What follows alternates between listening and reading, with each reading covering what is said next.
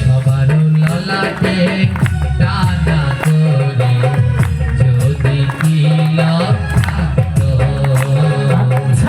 কত ভালো লাগতো। সবার ললাটে টানা করে তিলক যদি থাকতো কত ভালো লাগতো। মা, তিলক না থাকলে ভালো লাগে? জোরে বলো। ভাগবতে এসেছেন ললাটে তিলক নেই, মহা মহা অপরাধ। মহাপ্রভু চৈতন্য চরিতামৃতে বললেন তিলক যদি নাহি থাকে বিপ্রের কপালে শ্মশান সাদৃশ্য কপাল বেদে তাহা বলে। বিপ্র মানে হলো ব্রাহ্মণ। ভগবান দুই জাতিকে অধিকার দিয়েছে, দুইটি জাতি যাদের দর্শন করলেই দেহ শুদ্ধ হয়ে যায়। হ্যাঁ, স্নান করা লাগে না। দুই জাতি যাদের দর্শন করলেই দেহ শুদ্ধ হয়, বলে সেই দুটি জাতিকে, এক হলো গো আর দুই হলো ব্রাহ্মণ। হ্যাঁ, গোমাতা এবং ব্রাহ্মণ যাদের দর্শন করার সাথে সাথেই দেহ শুদ্ধ হয়ে যায়। তাই গোবিন্দ এত অধিকার দিলেন, তার নামের আগে তাদের বসতে দিলেন। গোবিন্দকে যখন আমরা প্রণাম করি তখন প্রণাম মন্ত্রে কি বলি? নম ব্রাহ্মণ দেবায় গো ব্রাহ্মণা হিতায় চ। হ্যাঁ, সেই গোমাতাকে এবং ব্রাহ্মণকে স্মরণ করতে হয়। তাই এত অধিকার দিয়েছে ব্রাহ্মণদেরকে, কিন্তু সেটা ব্রাহ্মণদেরকে দিয়েছে, সবাইকে কিন্তু। আর ব্রাহ্মণকে যার পৈতা আছে সে ব্রাহ্মণ। গীতার 18 অধ্যায়ের 42 নম্বর শ্লোকে ভগবান বললেন ব্রাহ্মণকে। কে ব্রাহ্মণ? সেই শ্লোকে ভগবান বললেন সম দম তপ শৌচ খান্তি আর্য বাম এবচ জ্ঞানম বিজ্ঞানম আস্তিক্যম ব্রহ্ম কর্ম স্বভাবজ।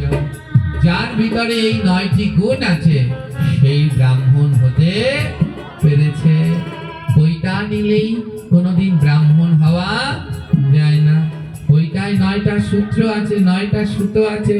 আর ব্রাহ্মণ হতে হলে তাকে এই 9টি গুণ আগে অর্জন করতে হয়। আর সে যেই বংশেই জন্মগ্রহণ করুক, যার ভিতরে এই 9 গুণ আছে সেই ব্রাহ্মণ। আর ব্রাহ্মণকে বলা হয় বিপ্র। মহাপ্রভু বললেন তিলক যদি নাহি থাকে বিপ্রেরও কপালে, ওই ব্রাহ্মণ যাকে দর্শন করলে পবিত্র, তার কপালেও যদি তিলক না থাকে, বললেন শ্মশান সাদৃশ্য কপাল বেদে তাহা বলে। বলে যার কপালে তিলক নেই ওটা কপাল নয়, ওটা শ্মশান। ওটা কি? শ্মশান। ভাগবত পাঠে এসে কেউ শ্মশান দেখতে চায়? জোরে বলেন চায়। তাহলে কেন তিলক পড়লেন না? এটা খুব অপরাধ। যারা বসেছেন এর মধ্যে এত ভক্ত, কিন্তু যারা বসেছেন গুনলে 10 জন কি 20 জনের কপালে তিলক আছে। আর সবার কপাল একেবারে সত্যি শ্মশানের মতো খালি। এটা মহা মহা অপরাধ। এবং যারা এই পাঠের আয়োজন করেছেন, নিয়ম রয়েছে শাস্ত্রে, ভক্তরা আসলে একটু মালা তিলক চন্দন অন্তত পরাতে হয়। হ্যাঁ, কিন্তু তাও করছেন না, এটাও এক ধরনের অপরাধ। তো সবার কপালগুলো খালি। আর এই খালি কপালের দিকে ভক্তি জাগে কখন? ভক্তের বদন দেখলে তো ভক্তি জাগে। শ্মশানের দিকে তাকালে ভক্তি জাগবে? তাহলে আমাদের কপালগুলো সব কিসের মতো হয়ে গেছে? শ্মশান। আবার আমার দোষ দিয়েন না বাপু, আমার এমনি দোষের শেষ নাই। হ্যাঁ, এই মহাপ্রভু বলছে তিলক যদি নাহি থাকে বিপ্রেরও কপালে শ্মশান সাদৃশ্য কপাল বেদে তাহা বলে। তাই সবার কপালে তিলক থাকতে হবে। আর তিলক না থাকলে ওই দেহ আর কৃষ্ণ সেবায় লাগে না। হ্যাঁ, তাই যখনই ভাগবত পাঠে যাবেন অন্তত ললাটে তিলকটা পরে যাবেন।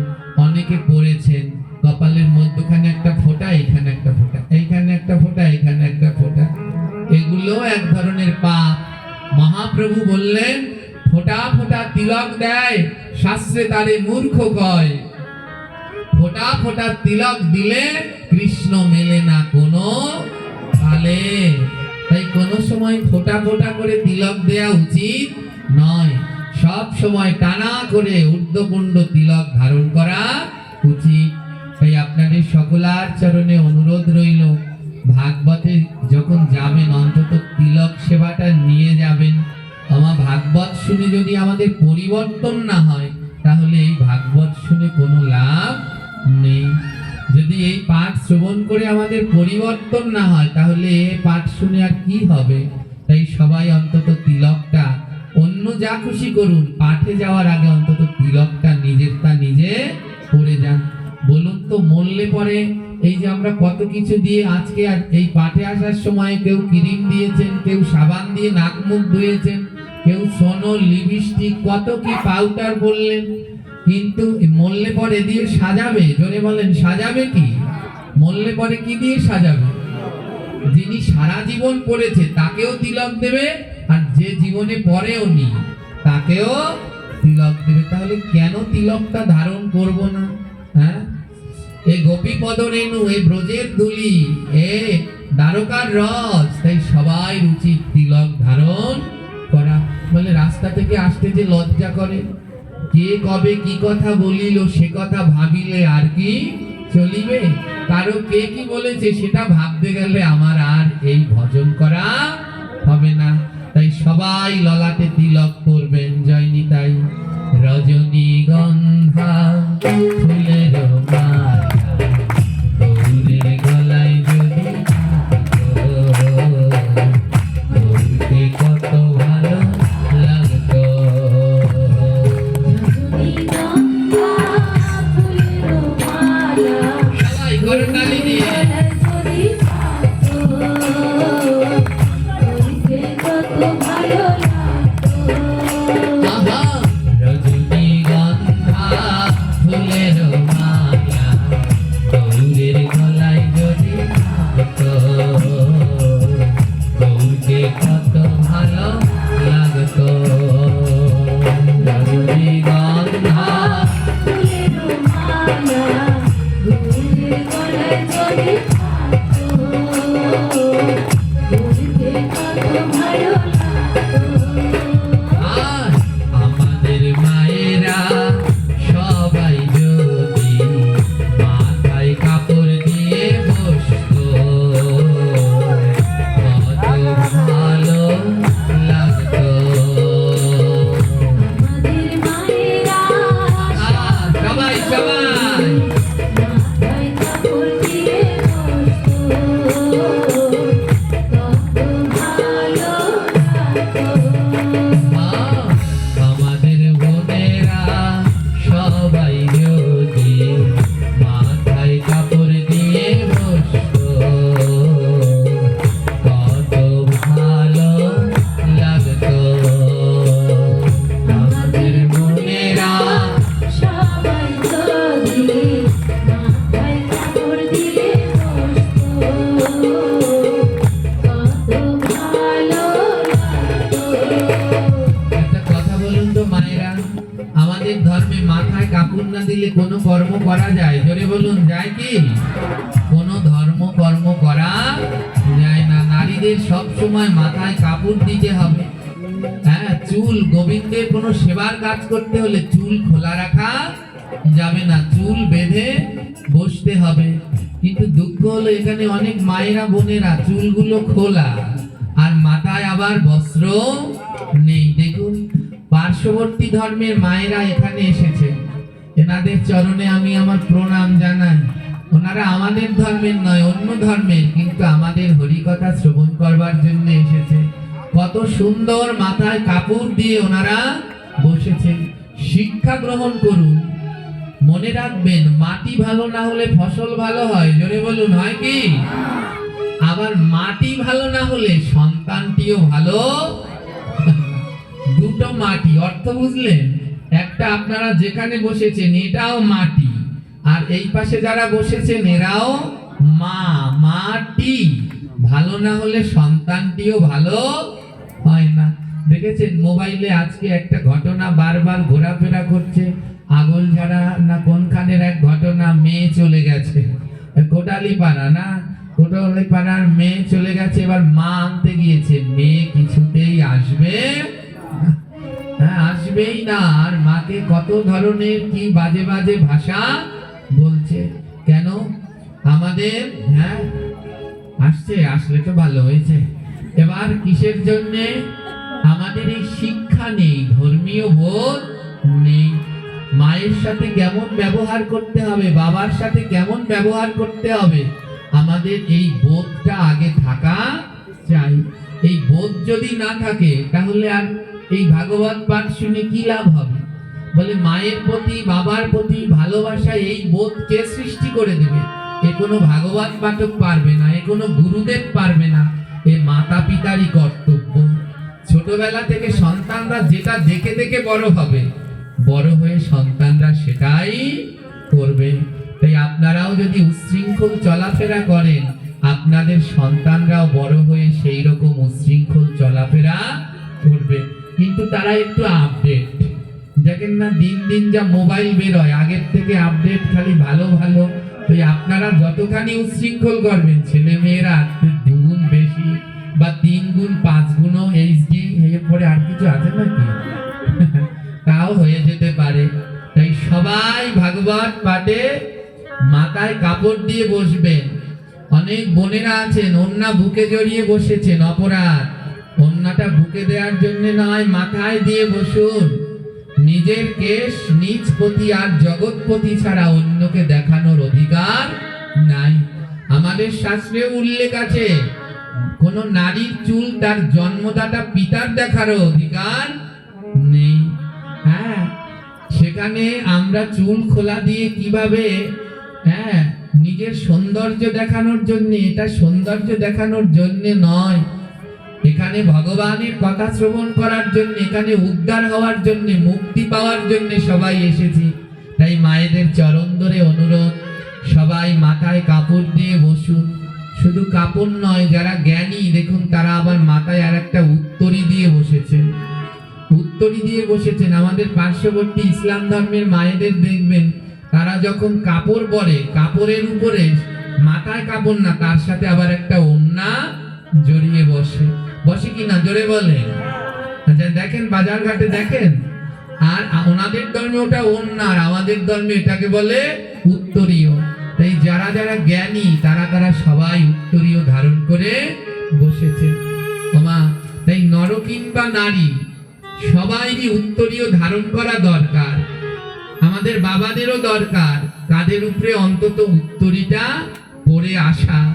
নইলে এই পরিবর্তন যদি এইটুকু না হয় তাহলে আর কোনো কাজ হবে না। দেখুন, এত বলার পরেও কয়েকজন মায়েরা তাও মাথায় কাপড় দিচ্ছে।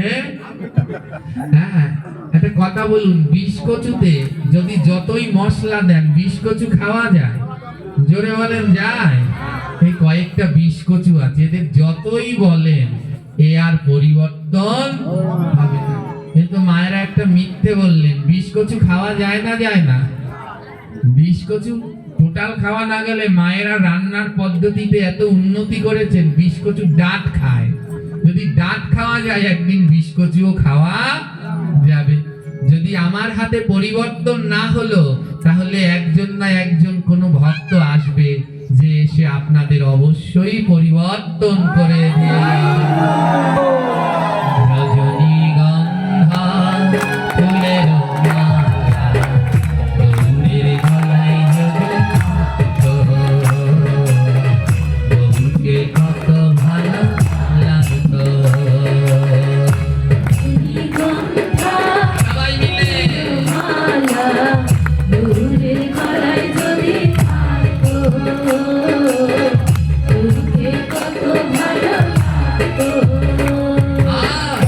আমাদের বাবারা সবাই যদি ধুতি পরে আসতো, কত ভালো লাগতো। আমাদের বাবারা সবাই যদি ধুতি পরে আসতো,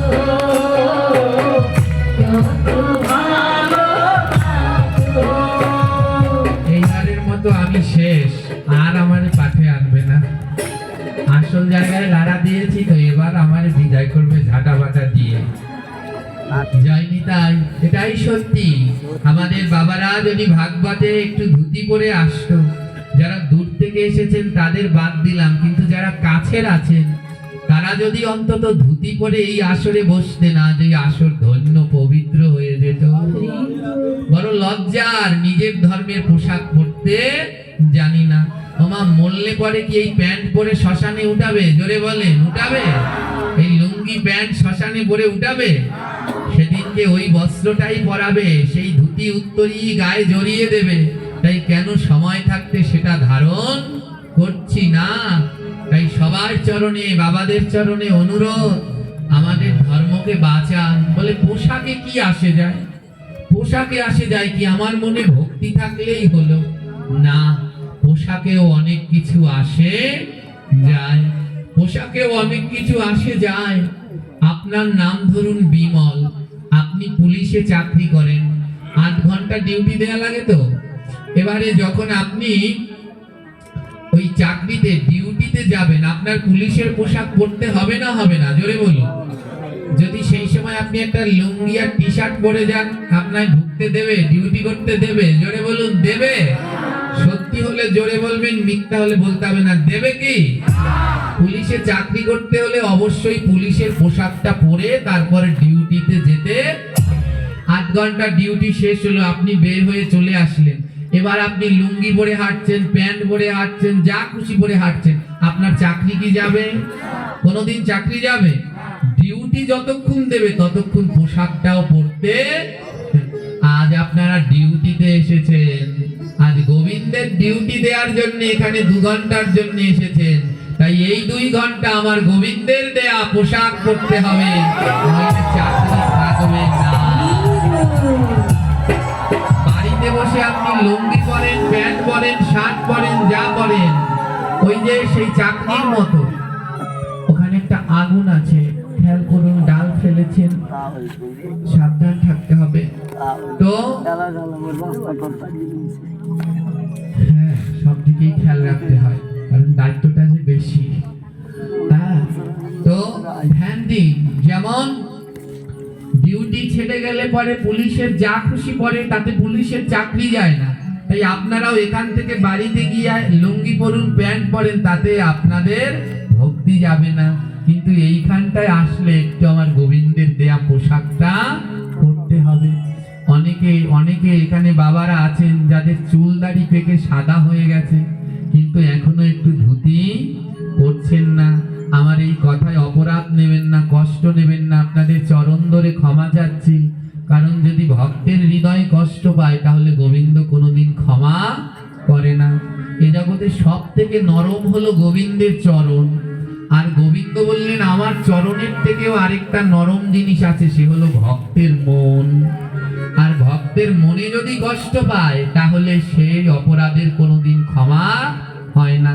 আর সেই অপরাধ যদি ব্যাসপীঠ থেকে, এই ব্যাসাসন থেকে এমন কটু বাক্য বলে যদি ভক্তের মনে কষ্ট দেই, তাহলে আমারও কোনোদিন ক্ষমা হবে না। তাই আপনাদের সকলের চরণে ক্ষমা ভিক্ষা চাইছি, কেউ যেন অপরাধ নেবেন না।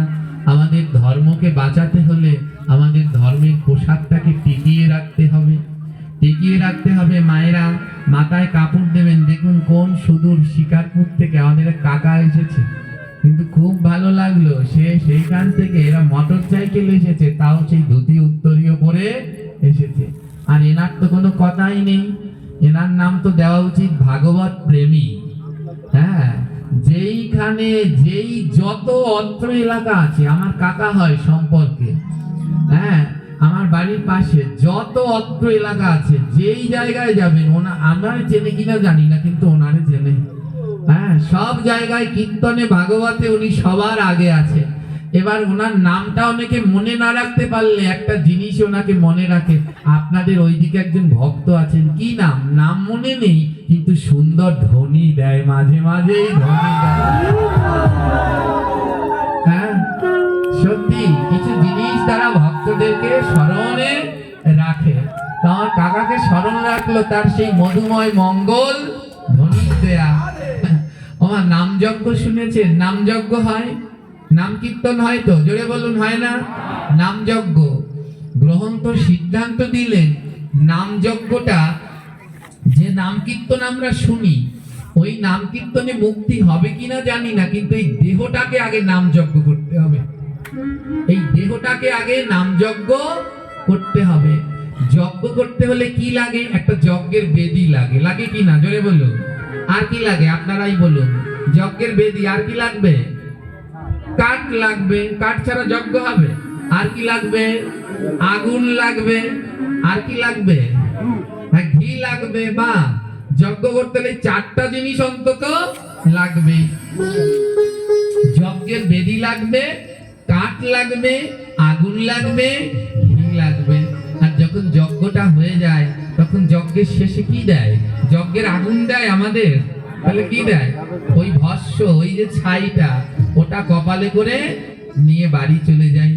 যা যা ছিল সব যজ্ঞে পুরে ছাই হয়ে গেল। যজ্ঞের চারপাশে ফল দেয় না, তাও ওই যজ্ঞকুণ্ডের মধ্যে দিয়ে দেয়। শেষে পাই কি? একটু ছাই, যজ্ঞের সেই ভস্য, ওইটুকু মাথায় করে নিয়ে গৃহে ফিরে যায়।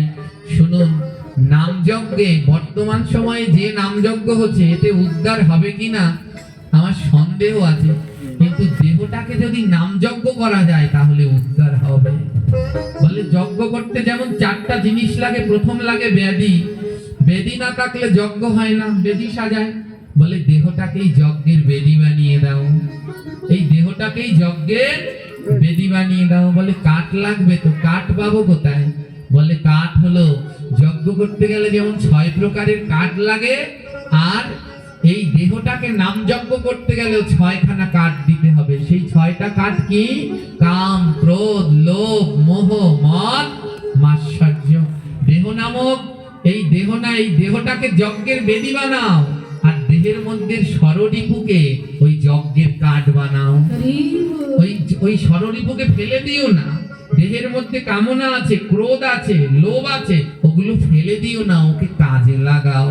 বলে কি করে? ওই যে যজ্ঞে লাগিয়ে দাও, যজ্ঞের কাঠ বানিয়ে দাও। বলে তারপরে আগুন লাগবে, তো আগুন না দিলে যজ্ঞের জ্বলবে, তো আগুন দিয়ে দাও। আগুন কি? বলে আগুন হলো কৃষ্ণ নাম। এই দেহ নামক যজ্ঞ সাজিয়ে এতে স্মরণীব নামক কাঠ দাও, আর সেই কাঠে কৃষ্ণ নাম জ্বালিয়ে দাও। কামের জায়গায়, ক্রোধের জায়গায়, লোভের জায়গায়, এই ষড়রিপুর জায়গায় কৃষ্ণ নামের আগুন জ্বালাও। ওই কাঠগুলো কৃষ্ণ নামের সেবায় লেগে যাবে। বাদ করবে না, হ্যাঁ, বাদ করবে না। আমার দেখুন, এই দেহটাকে যজ্ঞবেদী বানাতে হবে। যজ্ঞের আগুন হলো কি? এই দেহ নামক যজ্ঞের আগুন কি? জোরে বলুন। নাম। দেহ নামক এই যজ্ঞের আগুন হলো। আর কাঠ কি? কাম, ক্রোধ, লোভ, মোহ, মদ, মাৎসর্য। ওই নামের আগুনে ওরা একেবারে পুরে ভস্য হোক, কিন্তু গোবিন্দ সেবায় লাগুক। ওমা, যখন যজ্ঞটা নিভে নিভে যায়, মাঝে মাঝে একটু ঘি দেয় যিনি যজ্ঞ করে। ঘি দিলে পরে দাউ দাউ করে যজ্ঞটা আবার জ্বলে ওঠে। ঠিক কিনা ভুল? জোরে বলুন। যেই ঘি দেয় আবার জ্বলে ওঠে। বলে এই দেহ নামক যজ্ঞে দেহটাকে যজ্ঞ বানালেন, রিপুগুলোকে কাঠ বানালেন, নামকে আগুন বানালেন। এবার ঘি কি? এই দেহ নামক যজ্ঞে ঘিটা কি? এই ঘিটাই হলো এই জয়ধ্বনি। এই ঘিটাই হলো জয়ধ্বনি।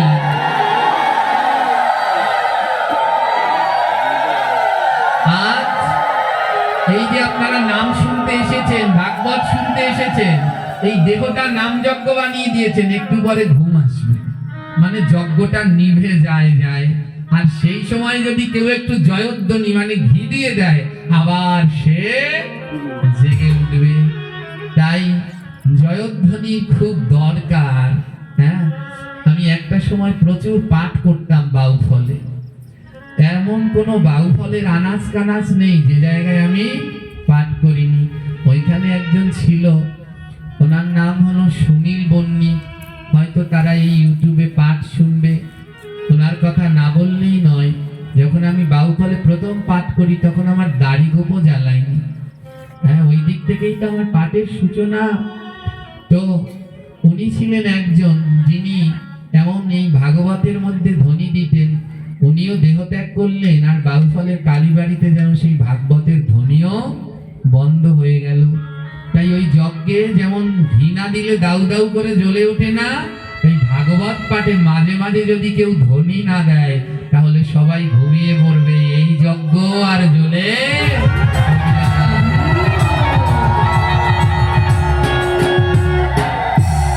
আমার যজ্ঞের শেষে কি নিয়ে যাবেন? যজ্ঞের শেষে কি দেয়? ওই ভস্য দেয়। তো ওই ছাইয়ের কোনো মূল্য আছে? জোরে বলুন। হ্যাঁ, ওই কালো ছাই ও কেউ বাজারে নিলে কিনবে কি? জোরে বলুন, কিনবে? কেউ কিনবে না।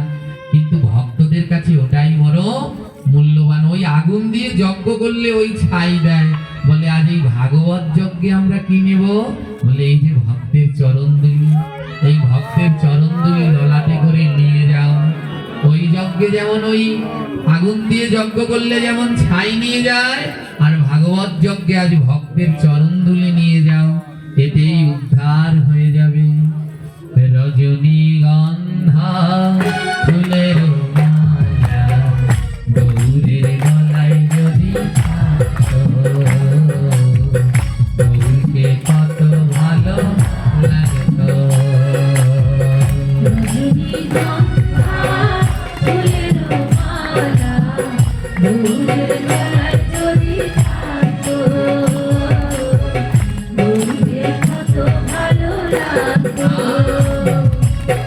সবাই মিলে তালে তালে করতালি যদি দিত, কত ভালো লাগতো। সবাই মিলে সবাই, কারো হাত বন্ধ নয়।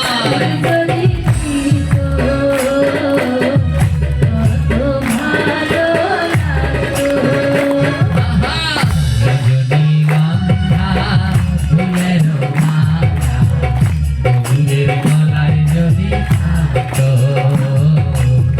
গৌরকে কত ভালো লাগতো। রজনীগন্ধা ফুলের মালা গৌরের গলায় যদি থাকতো, গৌরকে কত ভালো লাগতো। সবাই মিলে বদন খুলে যদি দেখো গাইতো, কত ভালো লাগতো। সবাই মিলে বদন খুলে সবাই যদি গাইতো,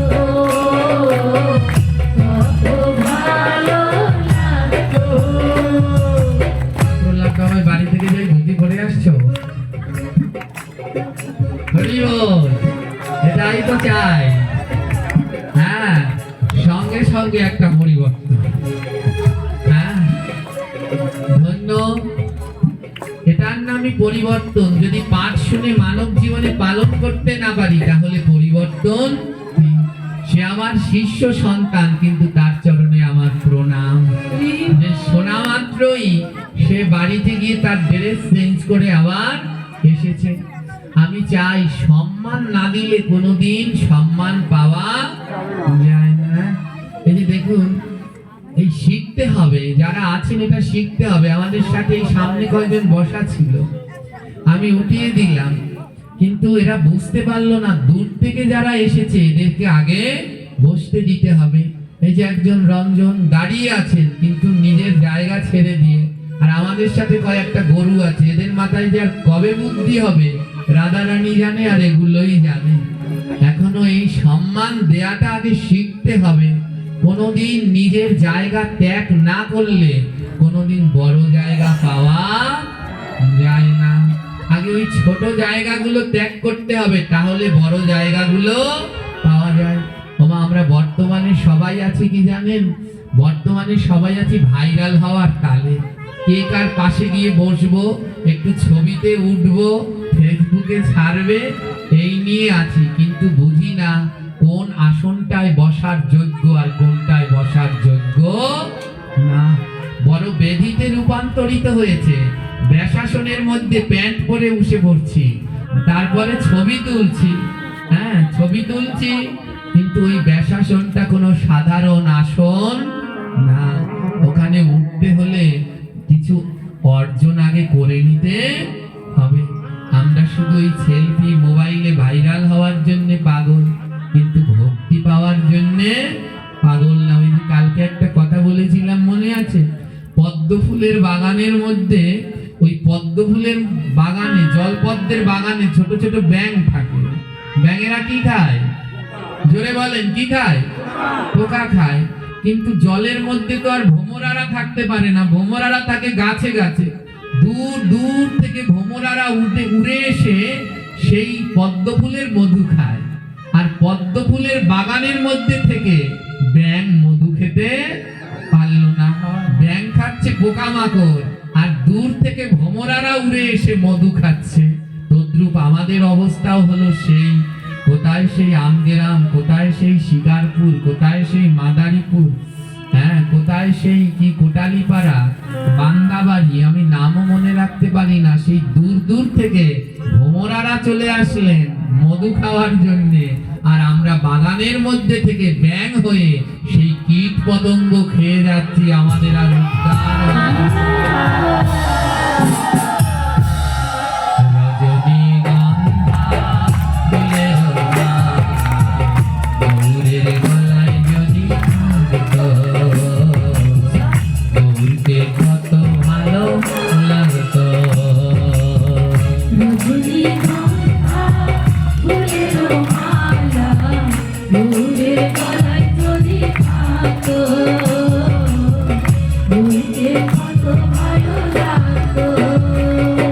আপনাদের একটি বিশেষ বার্তা দিতে চাই। আজ আমরা যেই জায়গাটায় বসেছি, এই জায়গাটা কোনো সামান্য জায়গা নয়। আপনারা দেখতে পাচ্ছেন পাশে একটা মন্দির আছে। এই মন্দিরটা 350 বছর প্রাচীন। আজকের নয়, কত বছর? 350 বছর প্রাচীন। জানেন, মাঝে মাঝে আমি বিভিন্ন জায়গার নাম নিয়ে ভাবি, বিভিন্ন জায়গার নাম নিয়ে চিন্তা করি। তো এই জেলার নাম হলো মাদারীপুর জেলা। আমাদের বাংলাদেশে যত ভাগবত পাঠ হয়, আমার মনে হয় সব থেকে বেশি ভাগবত পাঠ হয় মাদারীপুর জেলায়। হ্যাঁ, এর নামের প্রথমেই রয়েছে মাদার। মাদার মানে কি? মা। আমার মনে হয় এখানে ভক্তি রাজ্যের মা বাস করেন আমাদের বাংলাদেশের মধ্যে। কেন জানেন? এই মাদারীপুর জেলায় শুধু ভাগবত পাঠ নয়, নাম কীর্তনও বেশি হয় এই মাদারীপুর জেলায়। শুধু নাম কীর্তন আর ভাগবত পাঠই নয় মা, এই মাদারীপুর জেলায় অগণিত অগণিত শুদ্ধ মহাত্মা আবির্ভূত হয়েছেন, জন্মগ্রহণ করেছেন এই মাদারীপুর জেলায়।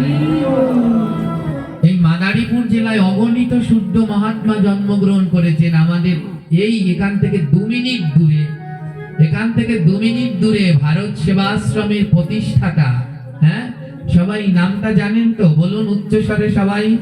হ্যাঁ, শ্রীমৎ, নামের আগে শুদ্ধভাবে উচ্চারণ করতে হবে, শ্রীমৎ, হ্যাঁ, প্রণবানন্দজি মহারাজ, যিনি সারা ভারতবর্ষ জুড়ে যেই জায়গায় তীর্থস্থান আছে সেইখানে একটা মঠ প্রতিষ্ঠা করেছেন। কিসের জন্য? এই বাঙালিরা যেন তীর্থ করতে গিয়ে কোনো কষ্ট না হয়। সব প্রণব মঠে গেলে সেইখানে ফ্রিতে থাকতে দেয়, খেতে দেয় তীর্থযাত্রীদের। চিন্তা করতে পেরেছেন? সেই প্রণবানন্দের জন্মস্থান আমাদের এইখানে, যাকে ভারতবর্ষ সম্মান করে, ভারত সেবাশ্রম, হ্যাঁ, তারই জন্মস্থান এখানে। আরো কতজন আরেকটু দূরে, আরেকটুখানি দূরে গেলে আমাদের ফটিক সাধু, না, জগদীশ পরমহংসদেব, তার আশ্রম রয়েছে। নামের কি মহিমা তিনি দেখিয়ে গেলেন। এই পাশে এই দিকটায় গেলে পরে কদমবাড়িতে রয়েছে গণেশ পাগলের আশ্রম। এমনি কত মহামানবরা রয়েছেন, আপনারা জানলে অবাক হয়ে যাবেন। আজ আপনারা যেখানে বসে আছেন, এটাও একটা মহামানবের জন্মভূমি। এই 350 বছরের পুরানো এই জমিদার বাড়ি, এই দুর্গা মন্দিরের যারা প্রতিষ্ঠাতা, এই পরিবারেরই একজন সন্তান। গৌড়ীয় মঠের প্রতিষ্ঠাতা শ্রীমৎ প্রভুপাদের আমাদের প্রভুপাদের যত কয়েকজন শিষ্য রয়েছেন তার মধ্যে একজন শিষ্য হলো শ্রীমৎ ভক্তিকমল মধুসূদন গোস্বামী মহারাজ। এই ভক্তিকমল মধুসূদন গোস্বামী মহারাজ আমি এসেছিলাম দিনের বেলায় দর্শন করবার জন্য। এখানে ফটো আছে মন্দিরের মধ্যে, দর্শন করে যাবেন। যিনি প্রভুপাদের শিষ্য, চিন্তা করতে পারছেন? হ্যাঁ, প্রভুপাদ মানে বোঝেন সবাই। প্রভুপাদ বলতে আমরা কাকে বুঝিয়েছি? শ্রীল ভক্তি বেদান্ত অভয়চরণ আর প্রভুপাদের কথা বলেছি। তার যতজন শিষ্য তার মধ্যে এই একজন। তিনি যে কয়জন শিষ্য তৈরি করে গেছেন তারা বিভিন্ন গৌড়ীয় মঠ প্রতিষ্ঠা করেছেন। হ্যাঁ, তারই একজন শিষ্য এই আঙিনায় এই স্থানে জন্মগ্রহণ করেছে। তাই এটাও কোনো সাধারণ ভূমি নয়। সেই বৈষ্ণবের চরণ, এক সময় তিনি এখানে ছিলেন, খেলাধুলো করতেন, ঘুরতেন, এই বাড়ির উঠানে তিনি ঘুরতেন। তাই আজও তার সেই চরণধুলি রয়েছে, কিন্তু আমরা এই ধুলার মাহাত্ম্য বুঝিনি। এইখানে এসে অন্য ধর্মের মানুষের মুখ থেকে শুনলাম, আমাদের ধর্মের কেউ আমায় বললো না, অন্য ধর্মের মানুষের মুখ থেকে শুনলাম, বাবাজি এইখানে 2-3 বছর আগে ইন্ডিয়া থেকে ভক্তরা এসেছিল, এসে এখানে তারা কত কান্নাকাটি করেছে, এখানের মাটি নিয়ে চলে গেছে। তারা বুঝতে পারলো এই মাটির মহিমা, কিন্তু আমরা এখানে জন্মেও এই মাটির মহিমা বুঝতে পারলাম না। তাই এক পুণ্যভূমিতে আজ আমরা হরিকথা শ্রবণ করতে বসেছি, এক পরম বৈষ্ণবের ভূমিতে আমরা হরিকথা শ্রবণ করতে বসেছি। তাই এই মন্দিরটা বহুত প্রাচীন। এই যারা রয়েছেন সকলের দৃষ্টি আকর্ষণ করছি, সকলের চরণে প্রার্থনা জানাচ্ছি। এমন এক শুদ্ধ মহামানবের ভূমি, এমন এক প্রাচীন প্রতিষ্ঠান, আজ মন্দিরটা ছাড়া আর কিছুই নাই। তাই এটাকে রক্ষা করার দায়িত্ব আপনার আমার সবার। তাই যারা এলাকার আছেন তারা একটু বিশেষভাবে দৃষ্টি নেবেন, আর যারা দূরের আছেন তারাও সবাই ধ্যান রাখবেন। এটাও কিন্তু এক মহামানবেরই জন্মভূমি। জয় নিতাই। রজনীগন্ধা ফুলের মালা গৌরের গলায় যদি থাকতো, গৌরকে কত ভালো লাগতো। রজনীগন্ধা ফুলের মালা রাধে রাধে সবাই মিলে। ফুলকে কত ভালো লাগতো। আহা, রজনীগন্ধা ফুলের মালা গৌরের গলায় যদি, গৌরকে কত ভালো লাগতো। রজনীগন্ধা ফুলের মালা গৌরের গলায় যদি থাকতো, গৌরকে কত ভালো লাগতো। শান্তম শুদ্ধিরাম নবনীত কায় দীঘল সুন্দর মনোহর রূপ করুণা নিষ্কৃত বিগ্রহ মধুরাম নৌমি গুরু শ্রী দেবা। রজনীগন্ধা ফুলের মালা রাধে রাধে। গলায় যদি থাকতো, ফুলকে কত ভালো লাগতো। শ্রীনিতাই গৌর করুণার মূর্তি গুরু কৃপা পূর্ণ কলেবর। শ্রী গুরু মেম রাধিদাস বন্দে পদ পদম সরবে। রজনীগন্ধা ফুলের মালা গৌরের গলায় যদি থাকতো, ফুলকে কত ভালো লাগতো। রাময়াজ্ঞান তিমিরান্ধাস্য জ্ঞানাঞ্জন শলাকয়া চক্ষুরুন্মিলিतं येन তস্मै শ্রীগুরুবে নমঃ। রজনীগন্ধা ফুলের মালা গৌরের গলায় যদি থাকতো, গৌরকে কত ভালো লাগতো। বাঞ্ছা কল্প তরু